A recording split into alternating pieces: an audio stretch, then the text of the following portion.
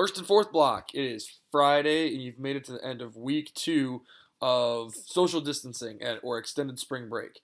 I want to continue to start this video with the right now nothing is due officially, nothing is supposed to be mandatory, that sort of thing, but that is absolutely changing. Okay, we did just get the word from administration that we are starting with our online instruction on Monday. So do me a favor, if you see this video, please send a text, a Snapchat, or God forbid, make a phone call to somebody, one of your classmates in first or fourth block, and let them know, like, we're going live on Monday. We're going to figure out what that looks like. But Monday, for those of you who've been asking, is where we're finally going to start. Okay, this is when we're starting our online learning. So if you're worried about, hey, what's due? What do I have to complete? What do I have to turn in? Is it mandatory? Is this my grade?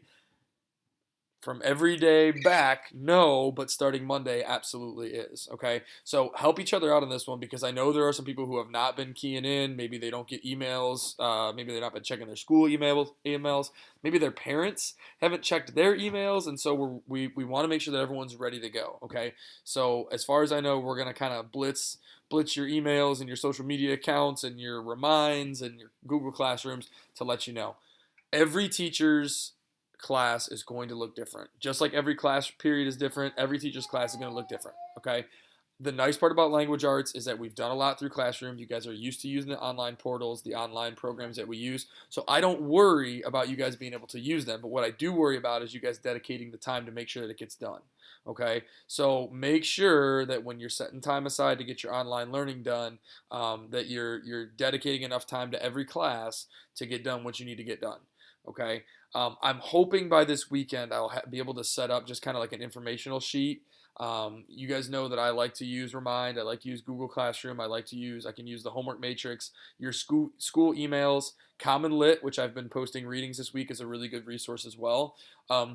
So there's all sorts of resources that we can use, as well as Ed, okay, the HMH platform. So please be an instruction follower. Okay, I want you guys to think outside the box on a normal basis, but sometimes you just got to say, hey, what do the instructions say? I'll do that. Okay, there's going to be a combination of probably videos that I make on my own, assignments that are posted in Classroom, possibly YouTube videos that help explain something. I'll probably make myself available for office hours where you could email me or do a video chat. Okay, we've been given access to Zoom, and Zoom is an online meeting program that I've used with my AP kids already, and with some of my friends, just because I haven't seen them for a while. So we're going to use a lot of different programs, but please make sure you stay on top of it. Okay. I want to be flexible to make sure all of you are as successful as possible, but I need you to be flexible as well. So call, text, or Snapchat your buddy who has not gotten onto their computer for the last 2 weeks and say, hey, listen, we're doing this for realsies starting Monday. Okay.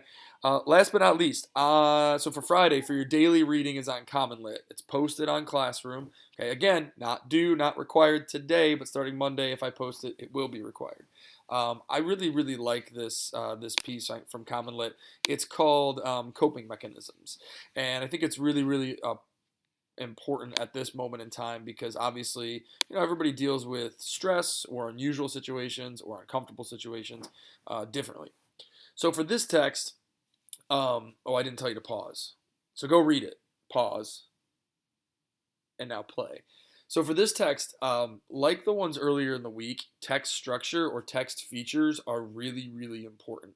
Okay, because if you look, it is broken down into adaptive coping mechanisms, which they say are positive ways to alleviate stress, and then it's broken down into maladaptive coping mechanisms, and they use a synonym for that and say negative coping mechanisms.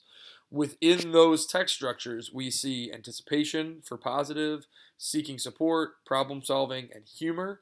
So we have like a different, it's italicized, so we can tell that our headings are a little different. And then under maladaptive coping mechanisms, we have denial, projection, and disassociation. So it's one of those things where we don't always look at how a text is laid out, or maybe we don't think about it, but start thinking about how does an author structure their text to make it easier to understand. And I would argue that more authors now are using those text features than ever before because they're very, very helpful as like guideposts for your reader, so your reader can kind of follow along with what you're doing. Um, so hopefully, and I won't talk too much about this piece, but hopefully you found some positive ways to maybe deal with some of the stress or uncertainty that's been going on for the last 2 weeks, and hopefully you'll be able to find some positive ways moving forward because I do think that we're probably going to be in this for a little bit, and so we're going to have to get really good at doing this online learning. Um, Please know you can always email me. Please know you can get a hold of me via Remind.